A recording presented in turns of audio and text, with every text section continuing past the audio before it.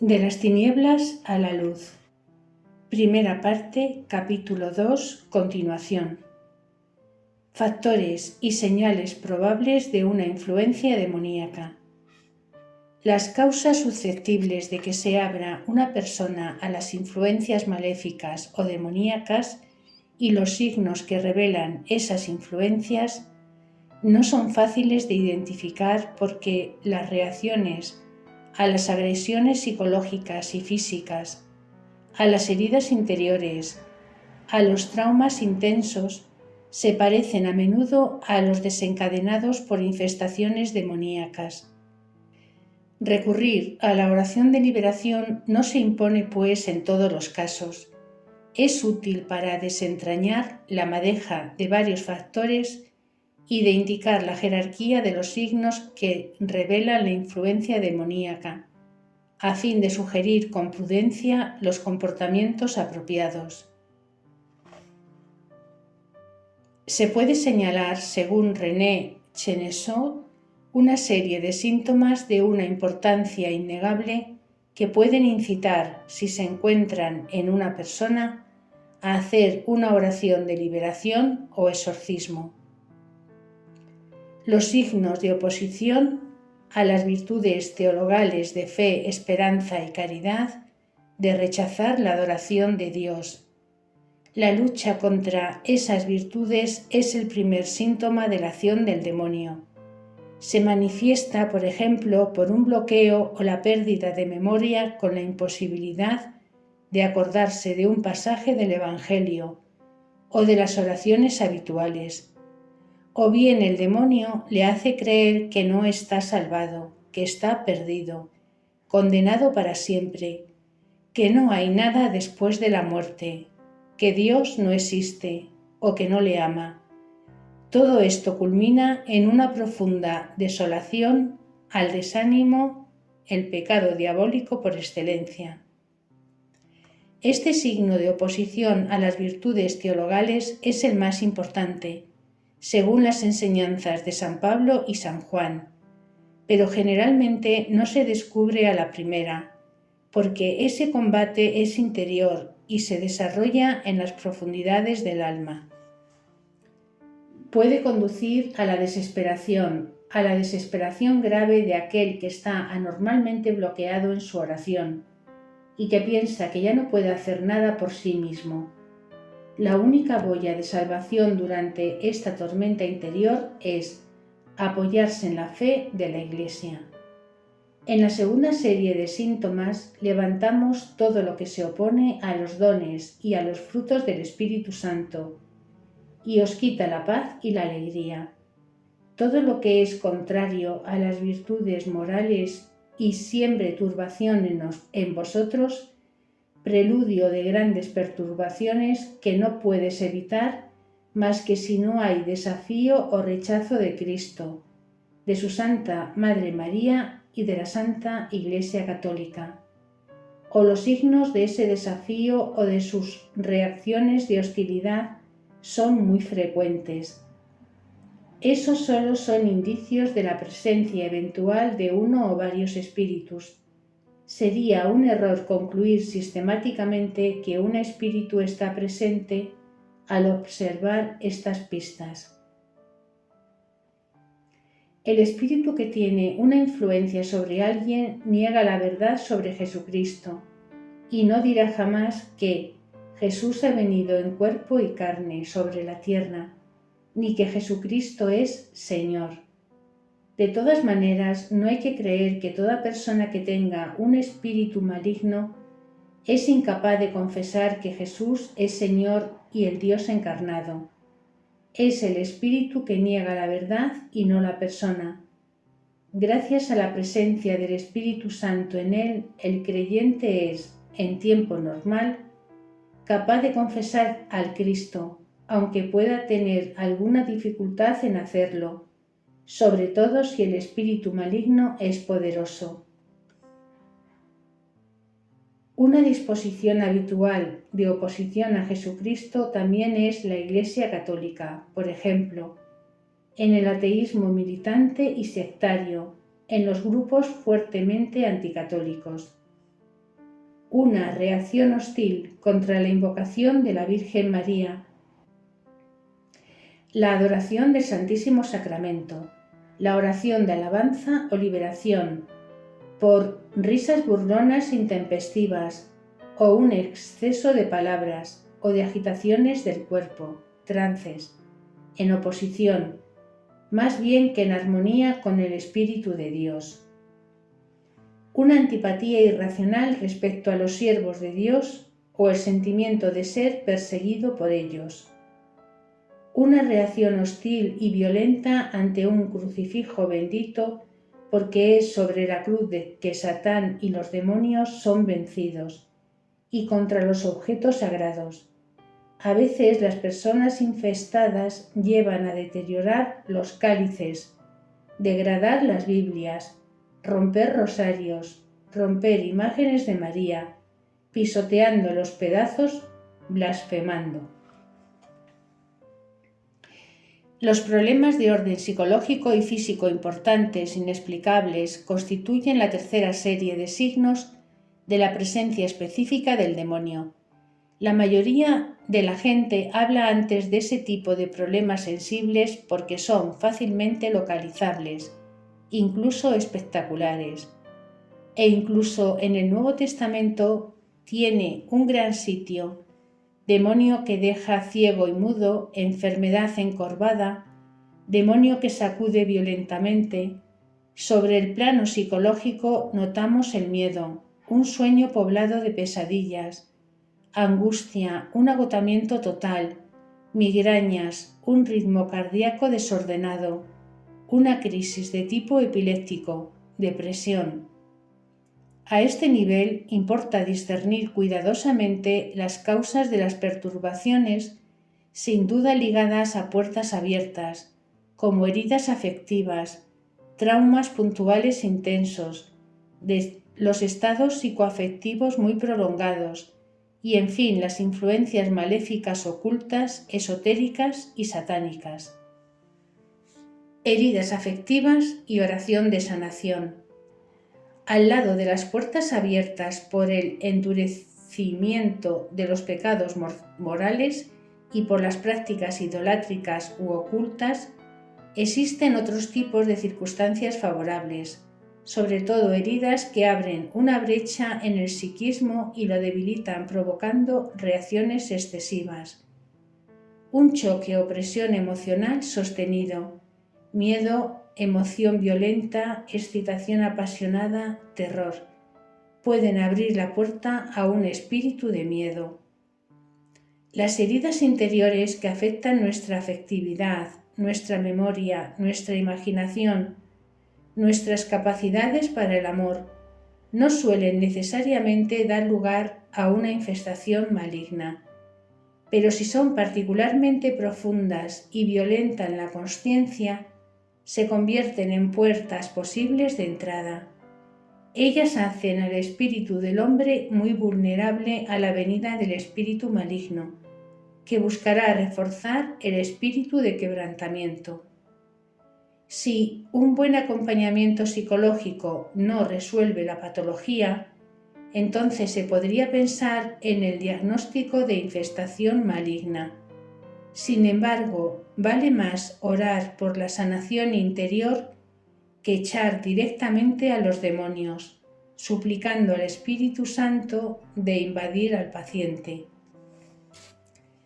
Personalmente, mejor que ocuparme de la presencia de Satán y de la necesidad de una liberación, me concentro más en encontrar las heridas de las personas por las que rezo.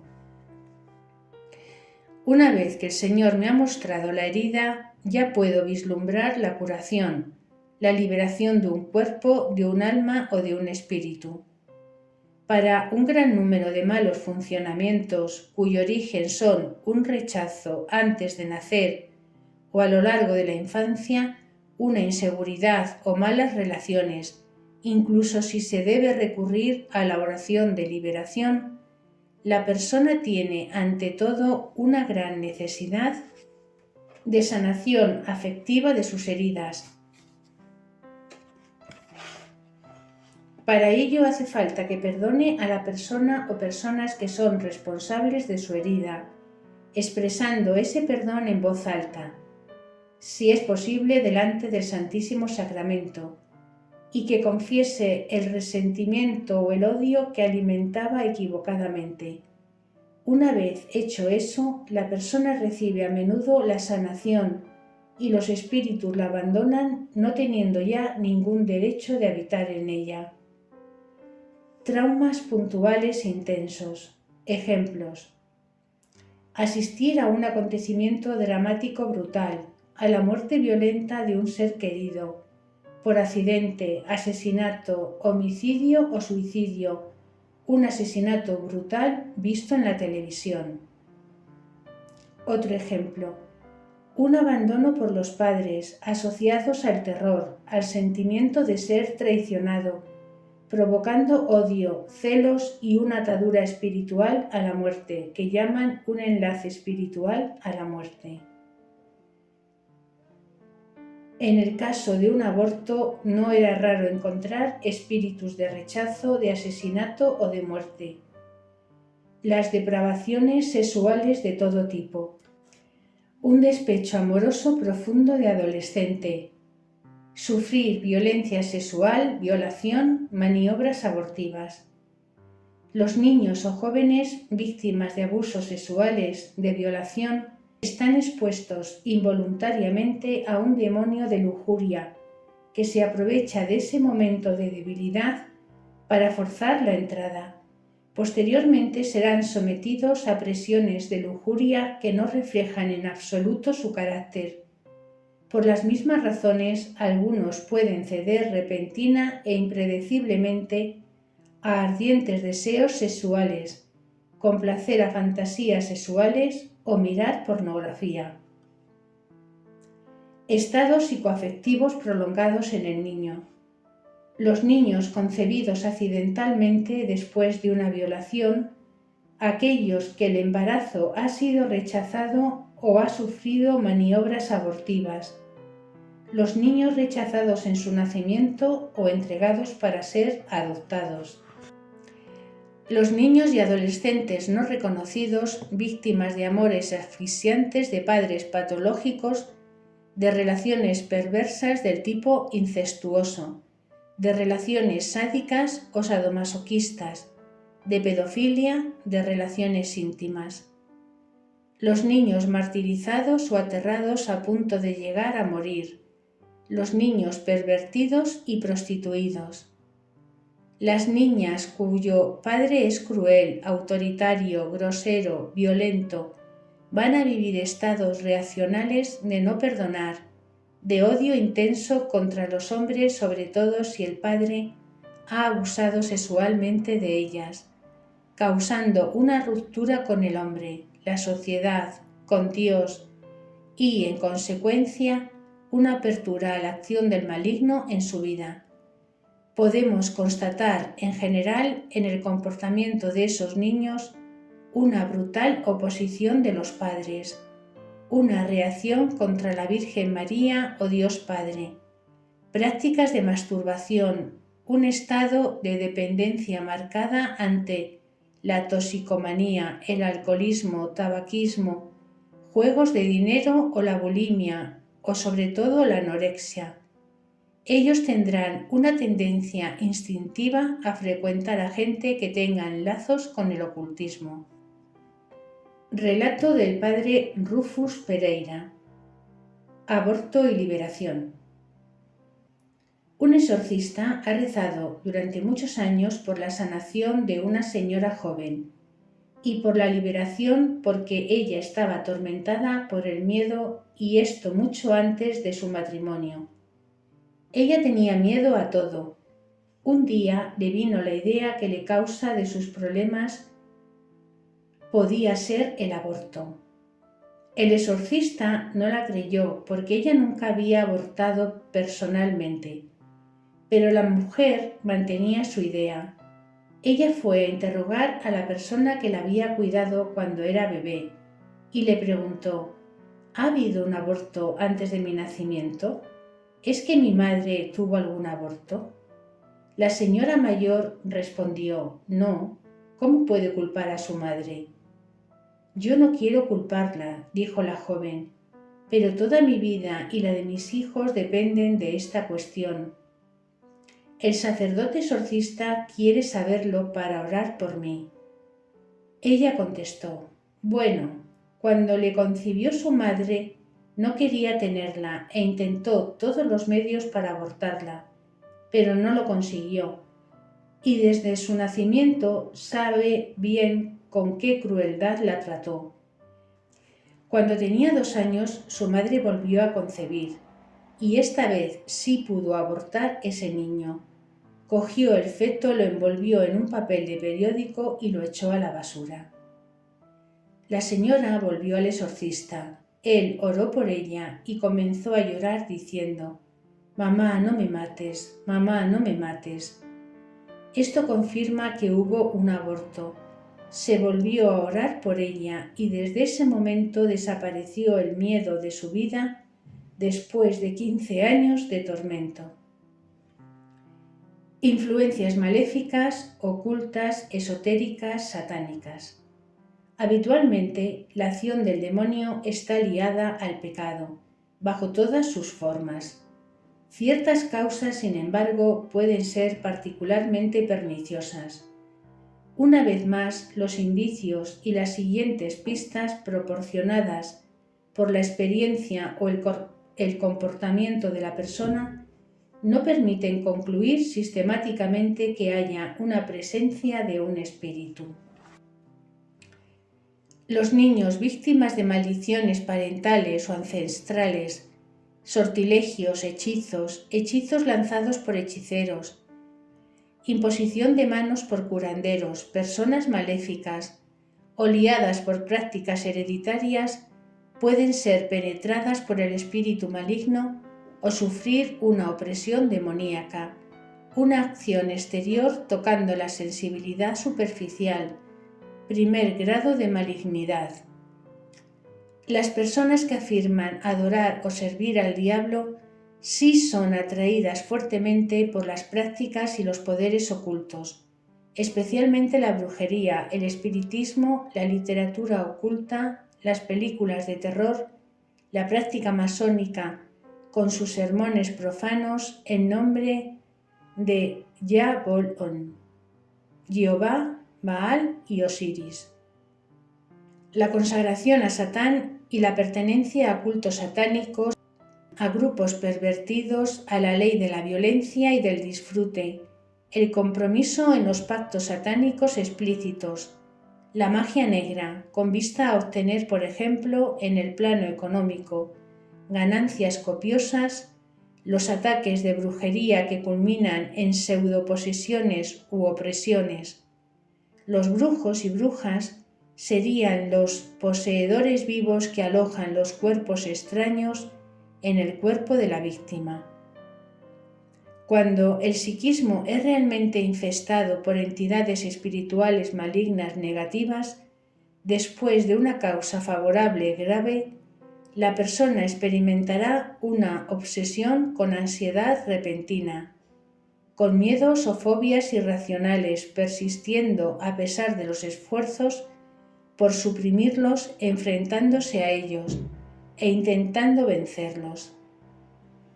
Obsesiones sexuales. Se trata de una esclavitud insuperable frente a la tentación y el pecado, hasta tal punto que verdaderos esfuerzos de arrepentimiento parecen no tener ningún efecto sobre el problema. La obsesión puede ser agresiva, deseo asesino, violencia contra otro o intento de suicidio, con pensamientos y palabras blasfemas en la oración durante la Eucaristía o la evocación de Cristo de la Virgen María. Estamos en el umbral de la posesión diabólica. Aquí están los síntomas o signos típicos de posesión indicadas por el nuevo ritual de exorcistas. Reacciones violentas, fuerza sobrehumana, dominio, al menos momentáneo, de la comprensión y de hablar lenguas extranjeras nunca aprendidas. conocimiento de secretos escondidos o incluso de pecados en la vida de una persona, la posibilidad de revelar o imaginar la existencia de fenómenos contrarios a leyes naturales, la aversión frente a lo sagrado, acompañada de blasfemias, horror a las cosas santas, palabra de Dios, sacramentos, sacramentales, iglesias consagradas, estola del sacerdote, lenguaje despreciable contra Dios y sus santos, particularmente la Virgen María.